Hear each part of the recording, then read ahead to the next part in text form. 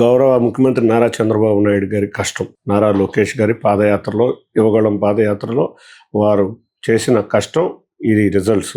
అంతేకాకుండా పవన్ కళ్యాణ్ గారు కూడా ఆపద సమయంలో వచ్చి చంద్రబాబు నాయుడు గారికి తోడుగా నిలవటం, భారతీయ జనతా పార్టీ ముగ్గురు కలిసి ఘన విజయం ఇదిగా భావిస్తాం. ఇక నా విషయానికి వస్తే, వీరి ముగ్గురికి తోడు విజయవాడ నగర ప్రజలందరూ తప్పకుండా 3 సంవత్సరాల నుంచి సేవా కార్యక్రమాల్లో చూస్తున్న నన్ను ఒక ఎంపీ కింద గెలిస్తే మనకు మంచి చేస్తాడు అనే కార్యక్రమంలో భాగంగా నన్ను వాళ్ళందరూ కూడా విజయవాడ చరిత్రలో ఎప్పుడూ లేని రికార్డు విజయం అన్ని వర్గాల వాళ్ళు అందించారు.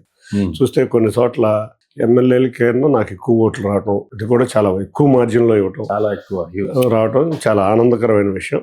తప్పకుండా విజయవాడ నగర ప్రజలు పెట్టుకున్న నమ్మకాన్ని వమ్ము చేయకుండా ఈ సంవత్సరాల కాలం నా ప్రయాణం జరిగిందని అందరూ ప్రజలు అందుకున్న మెప్పించే విధంగా నా ప్రయాణం కొనసాగించడం జరిగింది. సొంత అన్నయ్య మీదనే అంత గట్టి ఆరోపణలు చేయటం, అన్న మీద వచ్చినటువంటి ఈ విజయాన్ని సంతోషంగా భావిస్తున్నారా, లేకపోతే బాధ్యతగా భావిస్తున్నారా?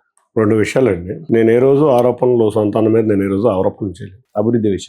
అభివృద్ధి విషయంలో తప్పకుండా చేయాలి. 2 విషయాలు దీంట్లో ఏమిటంటే, ఆ రోజు తెలుగుదేశం పార్టీలో ఉన్న రోజు మేము ఒకటే చెప్పాం, చంద్రబాబు నాయుడు గారు ఏది చెబితే అది వినటానికి వచ్చాము. చంద్రబాబు నాయుడు గారు అధికారంలో లేరు కాబట్టి తెలుగుదేశం కార్యకర్తలకు తోడుగా నిలబడతానని వచ్చాం. ఆ రోజు నేను చాలా ఇంటర్వ్యూస్లో చంద్రబాబు నాయుడు గారు ఆ రోజు ఎంపీ కనుక నుంచోబెడితే మేము అందరం సపోర్ట్ చేస్తామని చెప్పాం.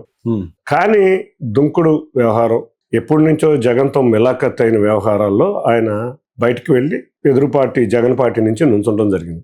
అప్పుడు కూడా నేను విమర్శించింది ఎప్పుడంటే, గౌరవ ముఖ్యమంత్రి నారా చంద్రబాబు నాయుడు గారి ద్వారా, నారా లోకేష్ గారి ద్వారా ఈ పదవి పొంది 10 సంవత్సరాలు పదవి అనుభవించి అమరావతిని మీద విషం కక్కుతుంటేనే నేను అభివృద్ధి మీద నేను మాట్లాడటం జరిగింది. అంతవరకు నేను విమర్శలు, అంత ముందు ఆయన రోజు 3 సంవత్సరాలు నన్ను విమర్శిస్తున్నా కూడా నేను అతన్ని పట్టించుకోకుండా పార్టీ స్ట్రెంగ్త్ కోసమే కృషి చేశాం.